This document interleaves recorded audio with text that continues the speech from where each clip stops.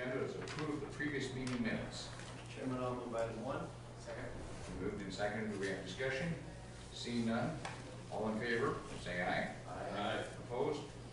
Item number 1 passes. Item number 2 is receive and place on file drainage repairs. We have no drainage repairs today, so we'll move on to item number 3. Approve the hiring and employment of Allison N. Bean, billing clerk, effective February 2nd, 2014, at the rate of $10.50 per hour, as per the recommendation of Carrie Prescott, the Director of Public Health. Mr. Chairman, I'll move item 3. I'll second that motion, Mr. Chairman. It's been moved and seconded. Do we have any discussion on this? Questions? Okay, all in favor of this motion, say aye. Aye. Opposed? Item number 3 passes. Item number 4, approve supervisory wage increases for Dawn Gelhausen, RN, to $28.50 per hour, Tricia Nichols, RN, to $24.65 an hour, Jennifer Webker, RN, to $24.65, and Jennifer Shedda, BBA, to $25.39, effective February 1st, 2014. Mr. Chairman, I'll move item number 4. I'll second. We have a motion and a second. Is there discussion or questions on this item? Seeing none, I'll call for a vote. All in favor? Aye. Opposed? Item number 4 passes. Item number 5, accept and place on file the resignation of Denise Osterberg, County Attorney Office Manager, due to retirement effective January 24th, 2014. Mr. Chairman, I'll move item 5. Second. It's been moved and seconded. Do we have any discussion or comments? Seeing none, all in favor of item number 5? Aye. Opposed? Item number 5 passes. Item number 6, Growth Alliance is here today for a resolution of support for their Growth Alliance strategic plan. Do we have someone to come and talk to us about that? Maybe just, I'm Dennis Blount, CEO of the Growth Alliance, and maybe just a couple comments. I'm not going to go through the strategic plan because you helped create it, you participated in it.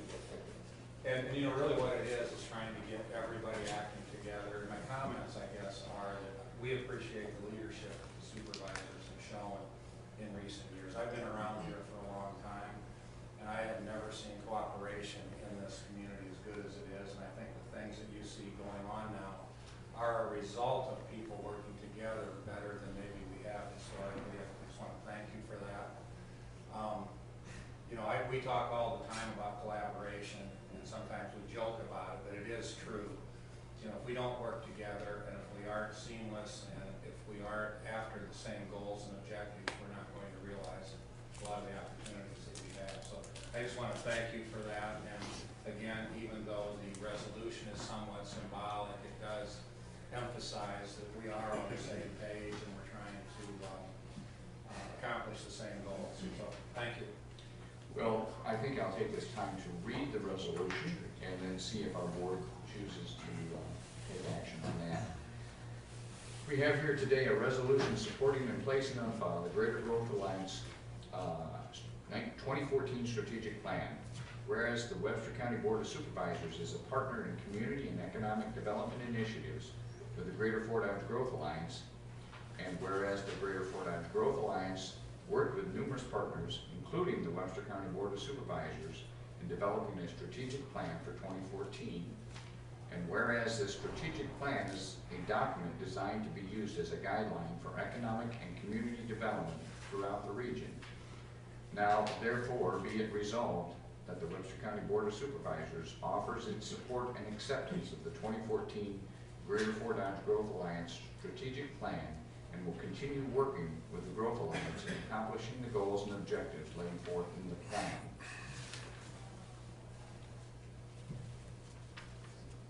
Dead silent. I will entertain a motion to accept this resolution. I will move to accept the resolution. I'll be pleased to second it. It's been moved and seconded. Do we have any other comments or discussion? I would comment that, yeah, Dennis is right. I think I was part of that, and it is a very good plan. And I think one of the impressive things is in that meeting and others that I've been at the Growth Alliance, of the broad support you have. You know, you include small businesses, large businesses, city, county governments. I mean, it's quite impressive, the large group that does support the Growth Alliance now. So, and it is a very good plan for this country. I'd like to compliment them on the work they've done the last couple of years, bringing people before Dodge. You know, they're our first they're our first contact. Is the Growth Alliance companies coming to town usually, and they do a really good job in taking care of their needs. I would echo what's been said here. And the proof in the pudding is when someone comes back before Dodge, it's not been away from long. And it's great fun to see the reaction that they have to the various changes that you and I see on a daily basis, really kind of take for granted. The fact that, and not only that, there's more changes that are made here. And it doesn't happen magically. And so to your staff, congratulations in the past, we're expecting in the future. Anyone else have any comments from the general public? Seeing none, I'll call for a vote. All in favor of accepting the resolution of support, signify by saying aye. Aye. Opposed? Item passes. Thank you, gentlemen, and Kelly. Item number 7, adopt a resolution to support the fuel tax increase. I'll move to adopt the resolution. I would like to make some comments reference to that resolution. Do we have a second? I'll second the motion. Okay, Mr. Singer, the floor is yours. Thank you. Recently, Harlan Hansen, Humboldt County Supervisor and President of the Iowa State Association of Counties, signed a resolution encouraging all counties to pass this same resolution, which has to do with the support of the fuel tax increase. In a moment, I will read that resolution as I ask for the support of this body to pass the resolution today. I would like to tell you that on January 29th, Randy Will, Steve Holzel, Kim Allstott, Darrell Watson, and myself attended the Transportation Day. At that time, you may have read that there was passed out of the subcommittee, the House Transportation Subcommittee, a study bill to increase gas tax 10%, or 10 cents, excuse me. The timing probably was not coincidental in that they knew we were coming and they wanted to make sure that something was done. There is support, and by the way, the subcommittee chair happened to be of the Republican persuasion. I believe that there is some support. The requirement, however, is bipartisan support before it's going to become a law or be instituted. The bottom line is that we have insufficient funds for roads and bridges. That problem's not going to go away. There's no new funding mechanism in play. And that continues to be a problem for our legislature because we depend on them to give us the answers to fixing our roads and our bridges, and they just continue to deteriorate.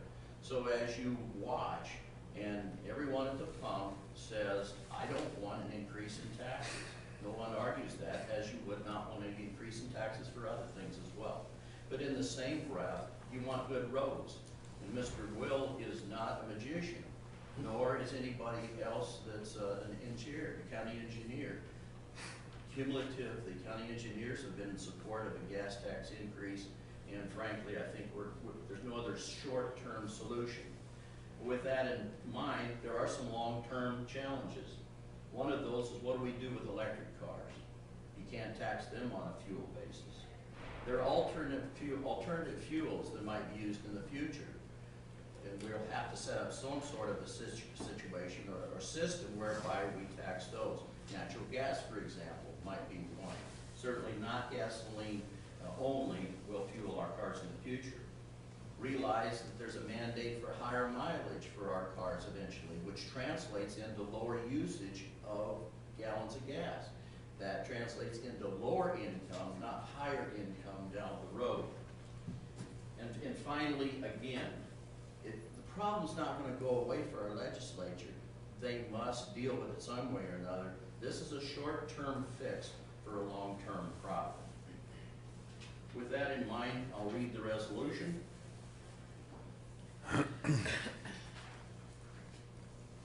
Whereas Webster County knows the importance importance of high quality and properly maintained transportation systems and its impact on economic growth, public safety, recreational travel, and agriculture sector. Whereas Webster County relies on the road use tax fund, which is funded in part by the per gallon fuel tax and which helps with the cost of building, maintaining, and repairing secondary roads and bridges. Whereas according to the Governor's Transportation 2020 Citizen Advisory Council, the estimated annual shortfall for the most critical infrastructure needs is $215 million on a statewide basis. Whereas counties unable to address critical road and bridge repairs needs due to the shortfall have turned to bonded tax increment financing, local option sales tax, and other alternative funding sources to provide their citizens with the safe roads and bridges. Whereas the county, unable to address critical road and bridge repair needs due to the shortfall, have resorted to downgrading or closing of secondary roads and bridges and the delaying of needed maintenance and reconstruction. Whereas the per gallon fuel tax is the most equitable way to charge for the use of public roads and bridges, and 20 to 30% of the revenue is generated from out-of-state travelers and businesses. And whereas the per gallon fuel tax has not been significantly increased since 1989, while the cost of construction has increased more than 2.5 times, according to the Iowa Department of Transportation's Price Trend Index for Iowa highway construction. Now, therefore, be it resolved that Webster County supports the phased-in 10-cent increase in the per gallon fuel tax and the ongoing evaluation of long-term sustainable transportation funding solutions. Be it further resolved that the Iowa State Association of Counties encourages the boards of supervisors in Iowa's counties to pass resolutions demonstrating their support of a phased-in 10 cents per gallon fuel tax and the ongoing evaluation of long-term sustainable transportation funding solutions. Be it resolved that Webster County encourages the Iowa legislature to pass legislation to phase in the 10 cents per gallon increase in fuel tax and other long-term sustainable transportation funding and solutions. And be it further resolved that Webster County urges the governor to encourage passage of legislation that phases in a 10 cents per gallon increase in fuel tax and other long-term sustainable transportation funding solutions, and sign such legislation we presented after passage by the Iowa General Assembly, approved and signed this the 4th day of February 2014. The long and the short of this, and I'm sorry to have to read it to you, but there are important sections in here, in my opinion. As far as Highway 20 is concerned, the DOT function on a priority basis. It is one of the top 5 priorities in the state, but when you don't have the funds to put to the priorities, much less fix your existing roads, you must do something, and that's why ultimately I'm asking you to pass this resolution and that additional pressure be put on the legislators, and eventually we're going to have to do something. That's it. Stunned silence. Any other I questions? apologize for taking so much time of your time. Any questions for Mr. Singer or comments regarding this resolution? Mr. Devine? How do you get a copy? How can we get a copy of your resolution? Is it online or? Well, I'd be more than happy to give you as many as you'd like All right. here today. Okay, thank you. Just really put it online for you. Thank you. I'd like to remind everybody that the county is levying the real basic to its full. We're collecting all money we can on the growth. Yes. No, just make sure you say that right. Yeah. You're levying the maximum for secondary roads. Yes. Can't see that. Yeah, say that right. And we're putting half the money more like sales tax towards the road system. So we are using all the funds we can towards the secondary roads. Just a comment on Highway 20. And Mr. Devine kind of reminded me of this because I'm supposed to provide him this map. But there's a map that you've used to promote Highway 20 for years, and it was a map, a level diagram that showed those areas of Iowa that were more than 20 miles away from a 4-lane. And the point I'm going to make is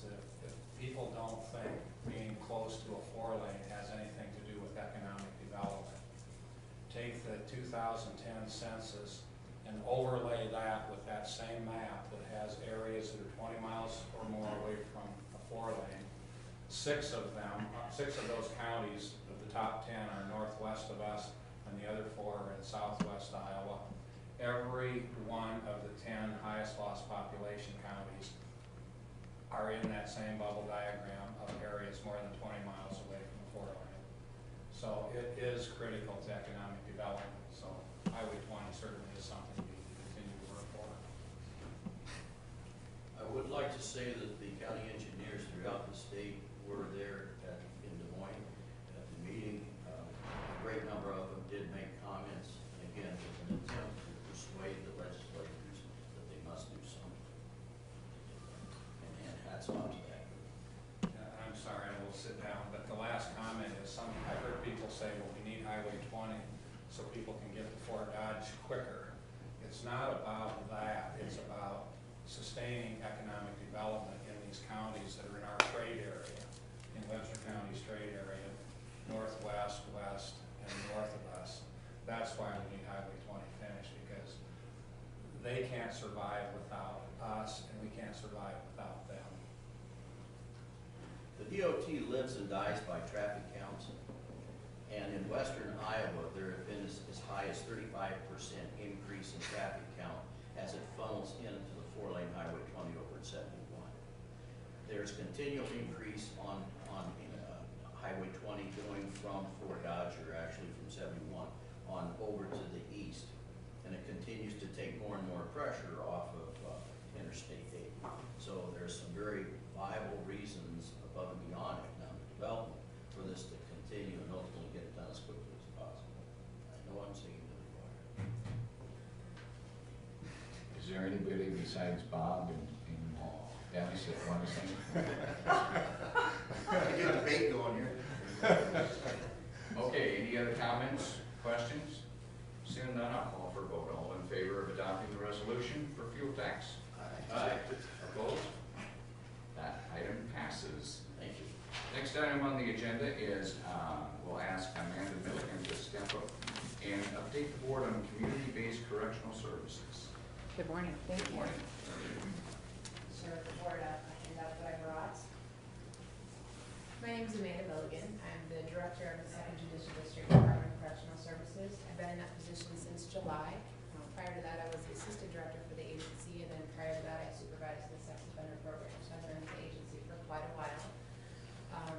CBC, community-based corrections, is very unique in the state of Iowa. We actually don't report to the Department of Corrections, but we report to a board of directors that is local people from our district, basically. We have a 22-county area, so we're the largest geographical district in the state of Iowa. We have main offices here in Fort Dodge, just up the street here, actually. We also have main offices in Marshalltown, Mason City, and Ames. And then we cover all the counties that surround those main offices. So quite a large geographical area that our staff cover. And our board of directors is made up from a county supervisor from each of the 22 counties. And we also have a board member from each of our 4 advisory committees, and then there are 4 judicial delegates to our board of directors. And our board of directors is responsible for oversight of the department and setting policy, that kind of thing. So it really is a unique system that has worked well for the state of Iowa, that local control of community-based corrections. What we do is we supervise offenders who are on probation, parole, or work release. So we're different from the prison that you probably are familiar with here in Fort Dodge that supervises incarcerated individuals. We supervise folks that work and live in the communities with us that are either on probation, meaning they have never, at least on this term of supervision, had any type of incarceration, or folks getting out of prison on work release or parole. So that is what we do. Our mission is really twofold. Our first responsibility is to protect the public, so to monitor the individuals we supervise, make sure they're not inflicting more harm on the community. And then the second part of our mission is risk reduction. So we work with the folks that we supervise to help them change their behavior and remain law-abiding citizens in the community. So that's what we do. I did bring not enough copies of our department brochure. If anyone would like one, I can certainly get one to you after this meeting. But we just have some facts in there about who we are and what we do. A few things I would just like to draw the board's attention to if you open up the brochure. We have a listing there of how many employees we have. We have 68 employees that are in field services, so working outside of our residential facilities. And then we have 54 employees who are in our residential centers, and we have 4 of them. Those are facilities where offenders live, but they're able to get out of the facility to go to work, and so they're paying taxes and contributing.